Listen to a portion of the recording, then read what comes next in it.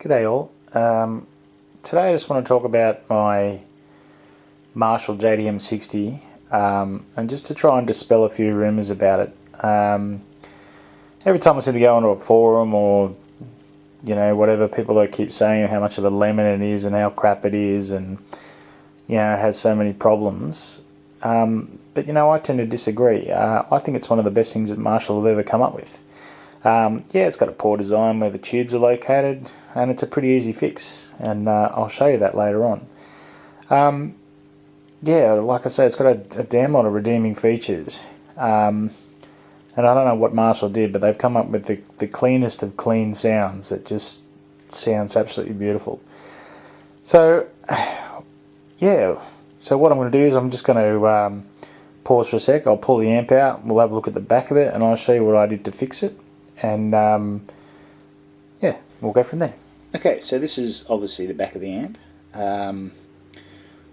Obviously a 212 combo, and as you can see, the valves are on and getting nice and hot.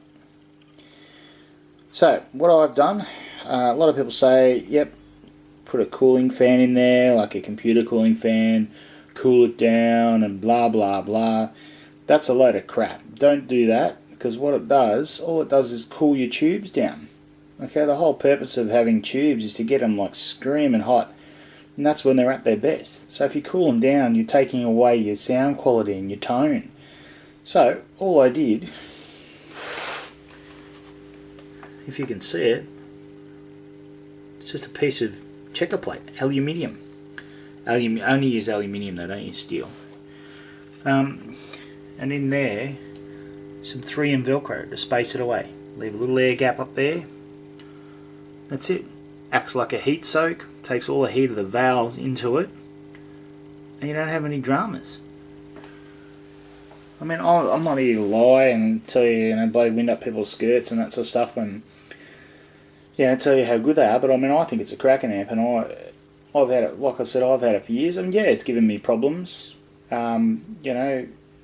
Just through it had like cheap pots where the valves go in, and I had them replaced with ceramic ones, and a few pots and bits and bobs and stuff that have gone wrong with it. But I mean, like I said, I've had it for a damn long time, and really hasn't given me that much issue until recently, when I did have an overheating problem, but the aluminium plate solved it. It used to get so hot that you couldn't even sit on the top of it. It used to pretty much burn your ass, but now, like, you can sit on it. Still gets hot, but it doesn't get that hot, and I'm still getting full tone out of it. So I mean, I highly recommend them. I reckon they're a brilliant Marshall, nice and portable, and saves lugging a quad box around. But anyway, so what I'll do is I'll plug a guitar in the front of it, and I'll show you what she sounds like. Right. Okay, so here we are. I'm straight in the front of it, no effects. Through my gretch. So.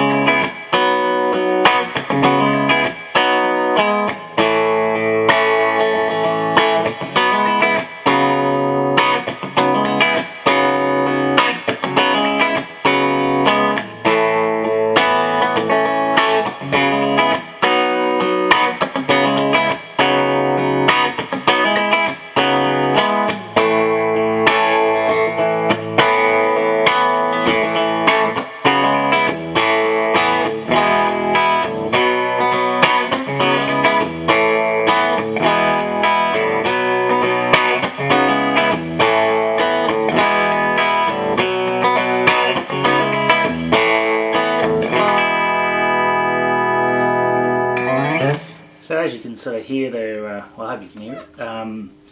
It has a really beautiful, clean sound.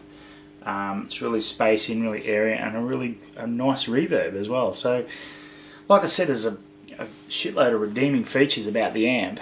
And if you fix it the way I fixed it, you're not going to have any issues with it. And we'll bring back the JTMs because they're a great amp.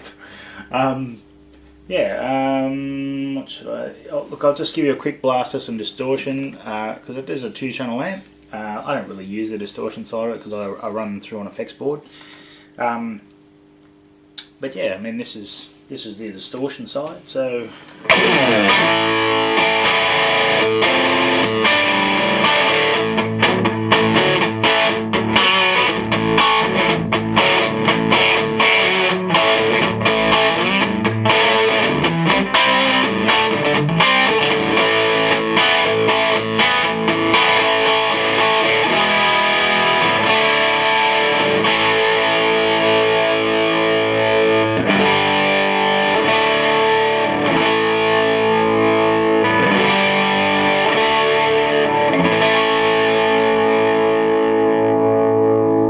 So yeah, it's just that pretty much that famous Marshall distortion that everyone loves. So, but yeah, I mean, like I say, overall it's a brilliant amp, and I wish people would stop complaining about it because I reckon they're fantastic. So.